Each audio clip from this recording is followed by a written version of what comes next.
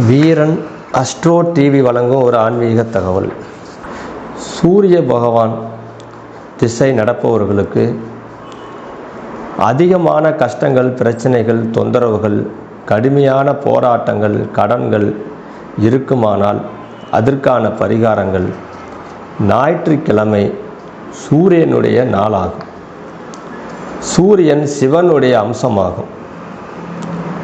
அதனால் ஞாயிறு தோறும் சிவபெருமானை வழிபட்டாலும், சூரிய தேவரை வணங்கினாலும், சூரிய பகவானால் வரக்கூடிய கஷ்டங்கள், பிரச்சனைகள் ஓரளவுக்கு தீரும்.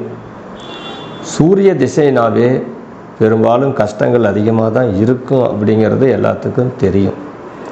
சூரிய திசை நடக்கும்போது வாகனங்களாக இருந்தாலும், கரண்டாக இருந்தாலும், நெருப்பாக இருந்தாலும் கவனம் தேவை.